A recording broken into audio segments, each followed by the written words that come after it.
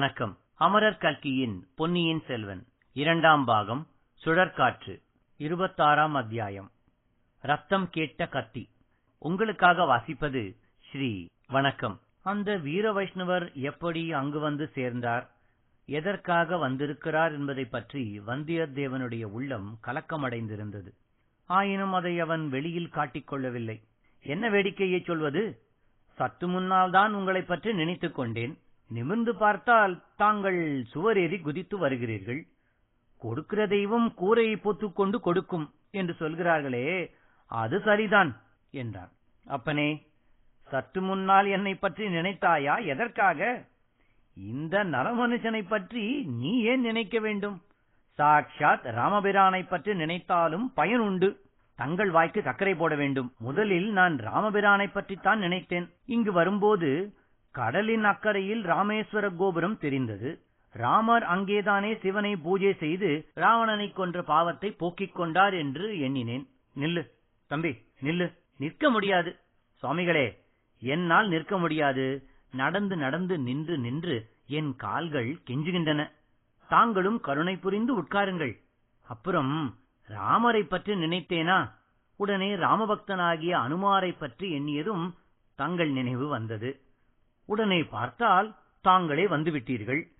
சுவரேறி குதித்து மட்டும் வந்தீர்களா, அல்லது அனுமாரைப் போல் கடலையே தாண்டி குதித்து வந்தீர்களா? தம்பி, மகாபக்த சிரோன்மணியான அனுமார் எங்கே? அடியன் எங்கே?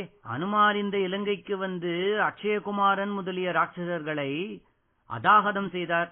என்னால் கேவலம் ஒரு பூனைக்கு வழி சொல்ல முடியவில்லை.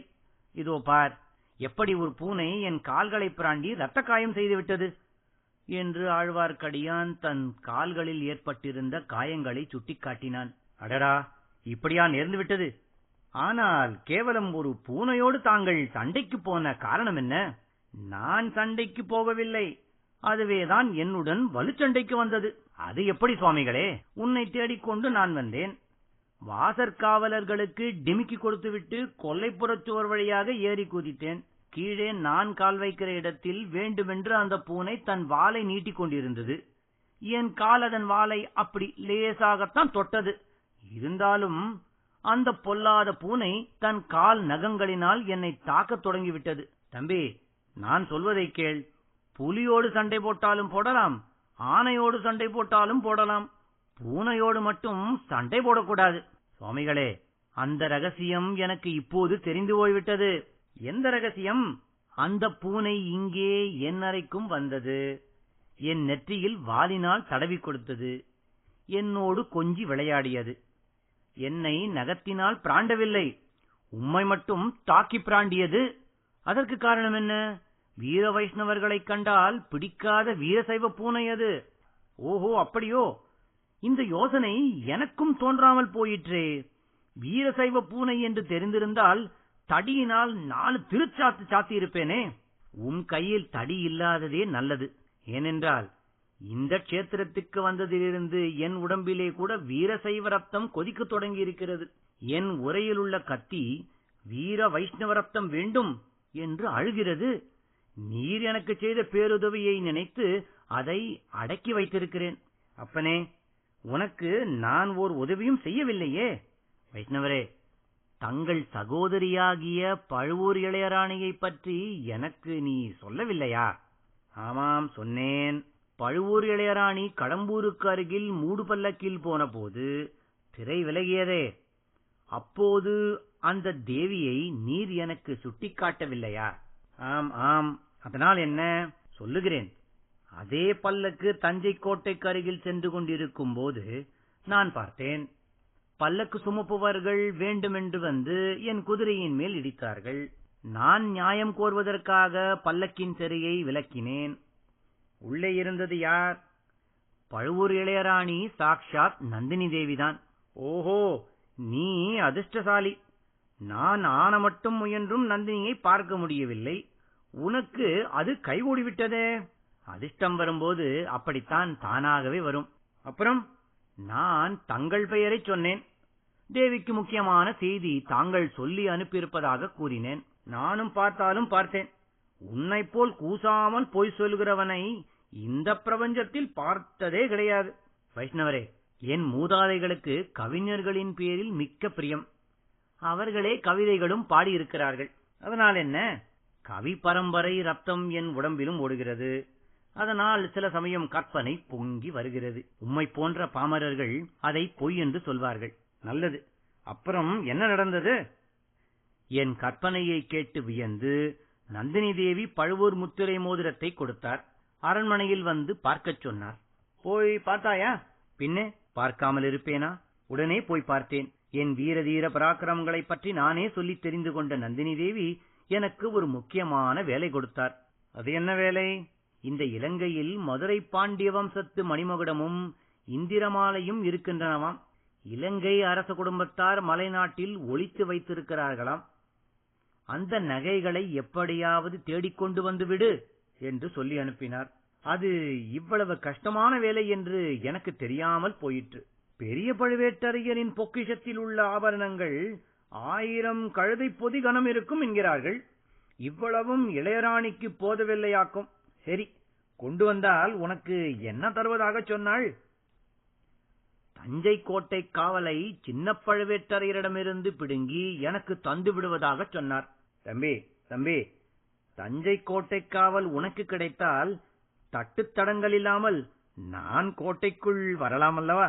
அழகாய்த்தான் இருக்கிறது. எனக்கு தஞ்சை கோட்டை காவல் கிடைக்கிற வழி என்ன? நான் தான் இந்த ஊரில் வந்து இப்படி அகப்பட்டுக் கொண்டேனே என்று வந்தியத்தேவன் மிகவும் சோகமான குரலில் கூறினான். ஏன் அகப்பட்டுக் கொண்டாய்? எதற்காக உன்னை சிறைப்படுத்தி இருக்கிறார்கள் தெரியுமா என்று ஆழ்வார்க்கடியான் கேட்டான். பழுவூர் ராணி கொடுத்த முத்திரை மோதிரத்தை என்னுடன் கொண்டு வந்தேன். இங்கேயும் அதற்கு செல்வாக்கு இருக்கும் என்று எண்ணினேன். அதுதான் தவறாக போயிற்று. அது தவறுதான் தம்பி, பெரிய தவறு. இங்கே சேனாதிபதி கொடும்பாளூர் பெரிய வேளார் அல்லவா? பழுவூர் வம்சத்துக்கும் கொடும்பாளூர் வம்சத்துக்கும் பெரும்பகை என்பது உனக்கு தெரியாதா? தெரியாமல் வந்துதான் அகப்பட்டுக் கொண்டேன். என்ன செய்கிறது என்று தெரியவில்லை. தம்பி, நீ கவலைப்பட வேண்டாம். கவலைப்படாமல் உன்னை விடுதலை செய்வதற்காகவே நான் இங்கு வந்திருக்கிறேன். ஓஹோ, உன்னை ஒரு சமயம் ஒரு உதவி கேட்டேன், நீ மறுத்து விட்டாய். ஆயினும் நான் உனக்கு உதவி செய்ய வந்தேன். என்னுடன் எழுந்து வா. இந்த கணமே இச்சிறையிலிருந்து தப்பிவிடலாம். வைஷ்ணவரே, தாங்கள் சீக்கிரமே இங்கிருந்து போய்விடுங்கள். ஏனப்பனே, என் உரையிலுள்ள கத்தி அதிகமாக புலம்பத் தொடங்கியிருக்கிறது. ஒரு வீர வைஷ்ணவனுடைய ரத்தம் வேண்டும் என்று கேட்கிறது. கேட்டால் கேட்கட்டுமே, என் உடம்பில் வேண்டிய ரத்தம் இருக்கிறது. உன் கத்திக்கு தேவையானால் கொஞ்சம் சாப்பிட்டு விட்டு போகட்டும். நீ எழுந்து என்னுடன் வா. இல்லை, நான் வர முடியாது. காரணம் என்ன? கண்ணை சுற்றி கொண்டு எனக்கு தூக்கம் வருகிறது.